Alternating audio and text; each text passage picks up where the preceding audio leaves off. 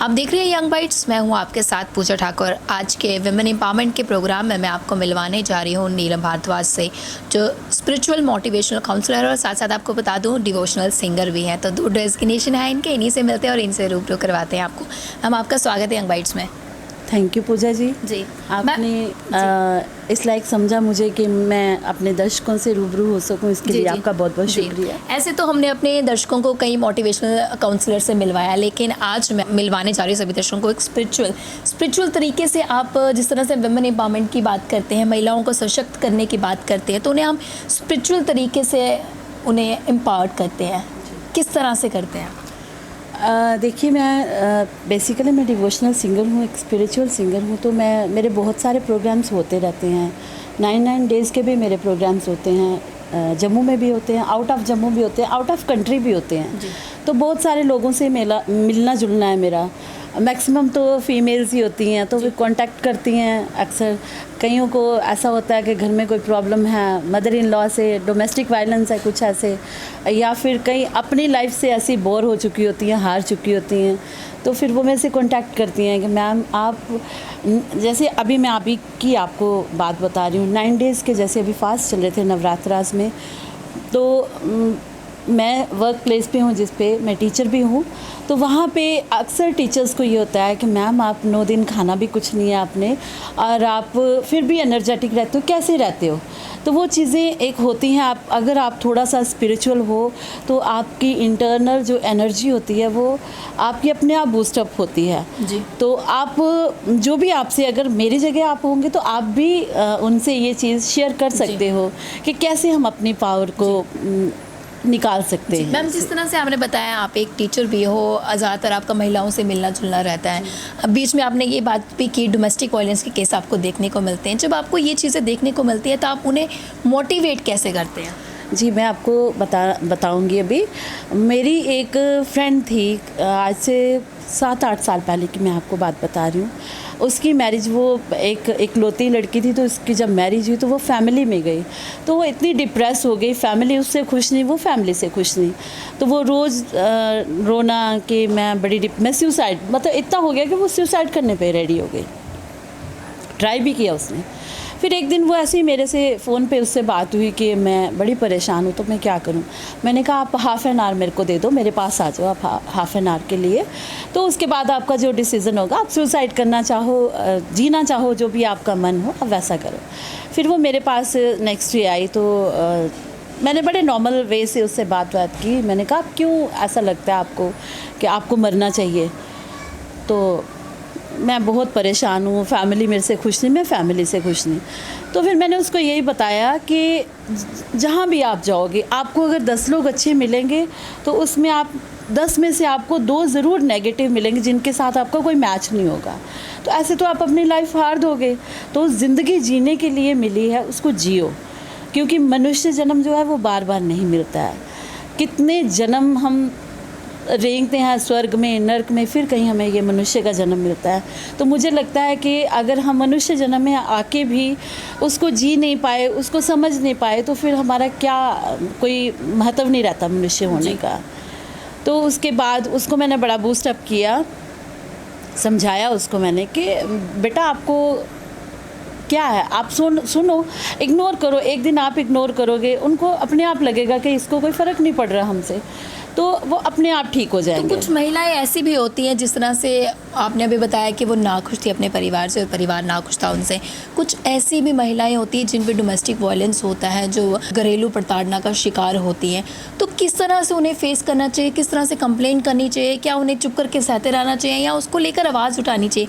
उसको लेकर आप किस तरह से मोटिवेट करते हैं? देखिए, आजकल का जो युग है, तो आजकल लड़कियां जो हैं वो लड़कों से ज़्यादा सशक्त हैं। आप देखो, अब जब 12th का रिज़ल्ट निकलता है, 10th का निकलता है, आप देखो लड़कियों ने ज़्यादा, उनसे लड़कियां टॉपर होती हैं हमेशा। तो मुझे लगता है लड़कियों को बिल्कुल चुप नहीं बैठना चाहिए। कंपटीशन का ज़माना है, तो हमेशा उनको अपनी बात आगे रखो, बट ये नहीं है कि आप उसको नेगेटिव तरीके से रखो, अच्छे तरीके से। फैमिली है वही, अगर आप अपनी मदर को छोड़ के आए हो, जिस फैमिली में आप गए हो, जो लड़के की मदर है उसको भी आप कोशिश करो कि वो मेरी मदर बने। तो आजकल मोस्टली मैंने देखा हुआ है कि लड़कियां जो होती हैं वो हमेशा अपना 100% देती हैं अगले घर में कि मैं एक अच्छी इनके बेटी की जगह ले पाऊँ, एक अच्छी बहू बन सकूँ। लेकिन कुछ फैमिलीज़ ऐसी होती हैं, कुछ मैंने देखी हैं यहाँ पे सासें कुछ ऐसी कि वो उस अपनी बहू को वो बेटी नहीं समझ पाएंगे। बहू कोशिश करेगी कि मैं एक बेटी के रूप में बनूँ, बट उनको भी ये चीज़ सोचनी चाहिए कि एक पौधा जो होता है वो आप दूसरे गमले में लगाओगे, उसको भी टाइम लगता है जी बड़ा होने में। जी, तो इस तरह से आप उन्हें मोटिवेट करते हैं। कहा जाता है कि बच्चे जो हैं वो हमारे देश का भविष्य होते हैं, और ये भी जानकारी आई है कि आप टाइम टू टाइम उनके लिए एक कंपटीशन ऑर्गेनाइज करवाते हैं। तो कौन सी आपकी ऑर्गेनाइजेशन है जिस तरह से आप उनका जो है कंपटीशन ऑर्गेनाइज करवाते हैं, ऐसा कुछ? मेरे पास बहुत सारे स्टूडेंट्स हैं, जैसे आजकल मेरे स्कूल में मेरे ही टीचर में से म्यूज़िक सीख रहे हैं, तो मैं अपने आप को बड़ा थैंकफुल समझती हूँ उस भगवान का कि ईश्वर ने इतनी बुद्धि भरी है या इतनी भगवान ने कृपा करी है कि मैं उन जो मेरे साथ वर्क करती हैं मैं उनको भी सिखा रही हूँ। तो मेरे साथ बहुत सारे, जैसे मैंने बताया आपको कि मैं सिंगर भी हूँ, जहाँ भी मेरा जाना होता है तो 150 लोग साथ में जुड़ जाते हैं जिधर भी मैं जाऊँगी। तो बड़े सारे बच्चे ऐसे होते थे, मैम प्लीज़ कुछ करो, ma'am please do something for us. तो लास्ट ईयर 2 बार मैंने यहाँ पे सिंगिंग कंपटीशन करवाया, लास्ट टाइम मैंने डांस कंपटीशन करवाया था, बहुत बड़ा हमारा यहाँ पे हनुमान यज्ञ हुआ था उसमें। तो उस तरीके से मैं बच्चों को आगे लाना चाहती हूँ। अभी भी मेरा नेक्स्ट प्लान है। अभी तक आपने कितने कंपटीशन जो है? मैंने ऐसे तो मैंने पार्टिसिपेट, जो आप बोलोगे मेरी कंट्रीब्यूशन है, वो मेरे बहुत सारे प्रोग्राम्स में रह चुकी है। तो बच्चों मैक्सिमम जम्मू में जो होते हैं ना कंपटीशन, जितने भी मैक्सिमम कहीं ना कहीं मेरी कंट्रीब्यूशन होती है, लेकिन जो मैंने अपने बिहाफ पे करवाया मैं 2 बार करवा चुकी हूँ। जी, अभी आने वाले समय में आप कब करवा रहे हैं, और क्या लगता है बच्चों में ज़्यादातर किस चीज़ का टैलेंट भरा पड़ा है?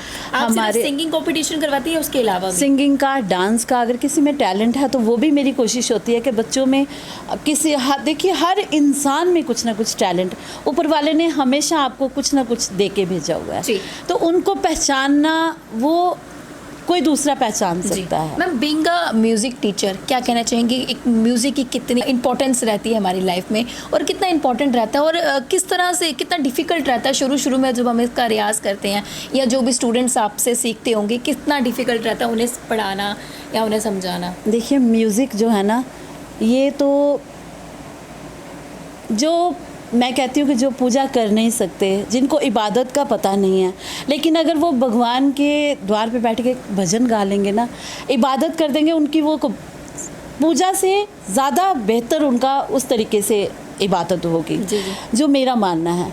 क्योंकि म्यूज़िक जो है ना, ये संगीत जो है ये हमारे सामवेद से निकला हुआ है, सामवेद में ही म्यूज़िक है। तो आप अगर सुनोगे, एक पत्ता अगर हिलता है ना, उसमें भी म्यूज़िक है, चिड़िया अगर चहचहाती है उसमें भी म्यूज़िक है, हर चीज़ में आपको म्यूज़िक सुनाई देगा। आप कितने भी परेशान हो, कितने डिप्रेस हो, आप 5 मिनट के लिए कोई म्यूज़िक लगाओ, ईयरफोन लगा के कान पे आप सुनो, मैं आपको गारंटी से कहती हूँ, आप कितने भी परेशान हो, कितने भी दुखी हो, अगर आप 2 मिनट्स में रिलैक्स नहीं होगे, आप मेरे से बात कर लेना। जी, ये मेरा मानना है। म्यूज़िक एक ऐसी चीज़ है, आपका डायरेक्ट कनेक्शन होगा भगवान से। अगर आप स्पिरिचुअल, कभी आप परेशान हो, आप मेडिटेशन का सोलफुल म्यूज़िक कोई भी कान के साथ लगाओ, आप 5 मिनट में आप भूल जाओगे दुनिया को, आप सीधे कनेक्ट हो जाओगे उससे। जी, म्यूज़िक एक ऐसी चीज़ है। जी, जिस तरह से म्यूज़िक की बात की, और डिवोशनल सिंगर भी ये हैं, तो जो भी दर्शक देख रहे हैं वो आपकी आवाज़ ज़रूर सुनना चाहेंगे, तो उनके लिए कोई आप सॉन्ग गा दीजिए डिवोशनल।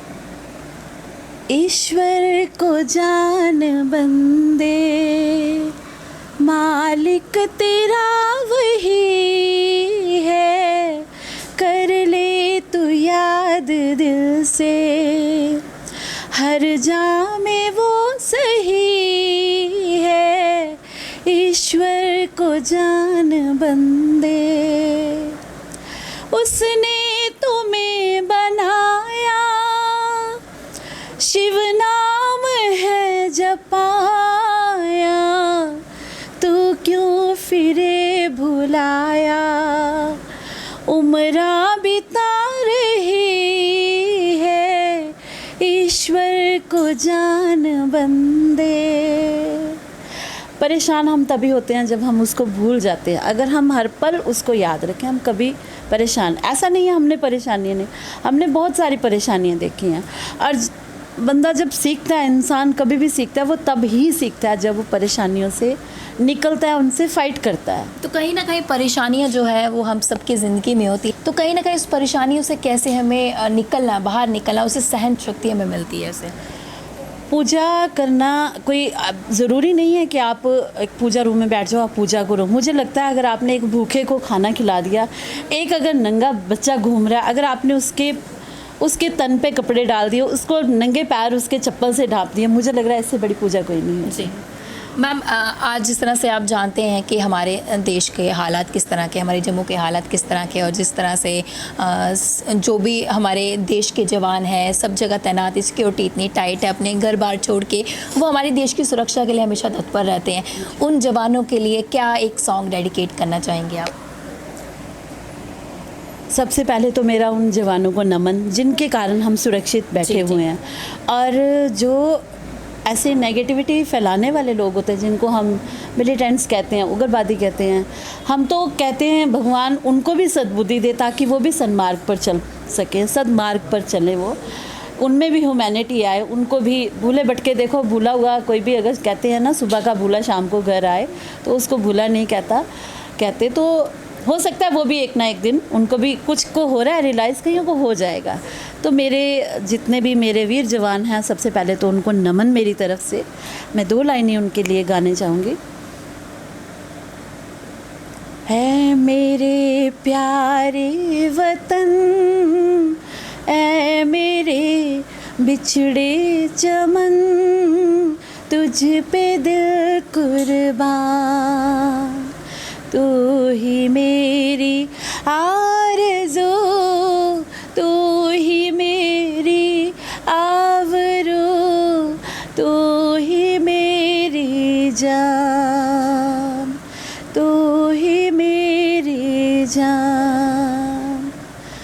तो ये 2 लाइनें जो होती हैं कि हमारे वीर जवानों की, हमारे भारत भूमि के लिए होती हैं।